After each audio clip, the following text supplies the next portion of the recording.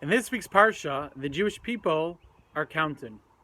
And if you look at the numbers of each of the Shvatim, of each of the tribes, you'll notice something very interesting. That there's one tribe which had significantly less people than the other 11 tribes, and that is the tribe of Levi.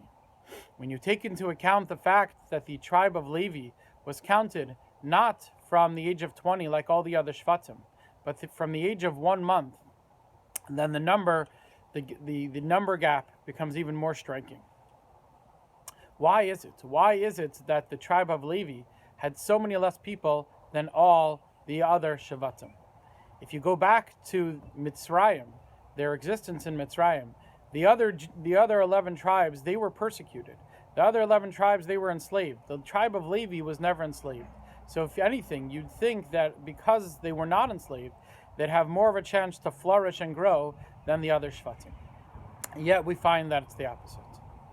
The Orach Chaim explains that the tribe of Levi did something in Mitzrayim that drastically decreased their numbers. The very famous Medrash says that when Paro decreed that all the babies are going to be thrown into the river, so Amram made the following calculation.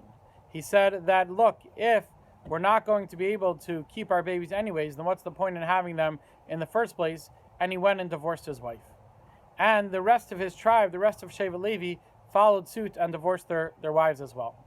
But it seems like the other Shvatim did not. The other Shvatim stayed with their wives. The other Shvatim were willing to stay married, to continue to have children, even though it seemed like they'd all be thrown into the river.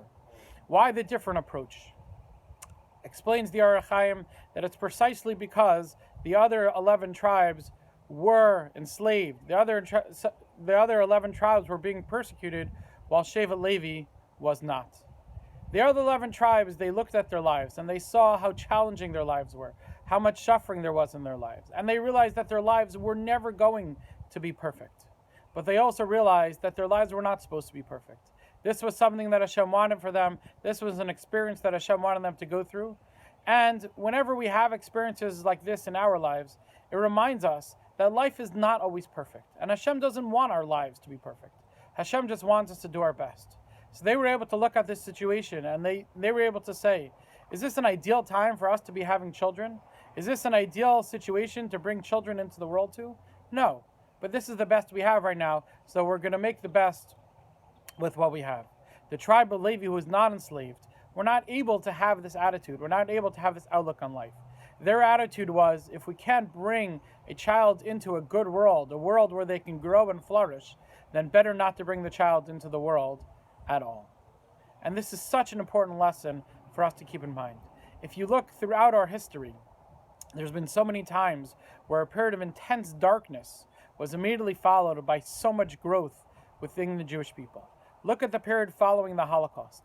The Holocaust was such a dark time. But the people of that generation learned that even if a situation is not going to be perfect, we still have to try and grow as much as we could. And because they went into the post-Holocaust era with that attitude, they were able to nurture tremendous growth within the Jewish people. In our situation as well, not to compare it to the Holocaust, but we are going through a challenging time. And I think it's important in this challenging time for us to look at what we can do and look at how we can be the best that we can be. Perfect? No, we can't be perfect. We're not going to daven in the perfect way. We're not going to learn in the perfect way. We're not going to interact with people in the perfect way. But it's not about being perfect. It's about being the best we can. As the famous expression goes, let perfect not be the enemy of good.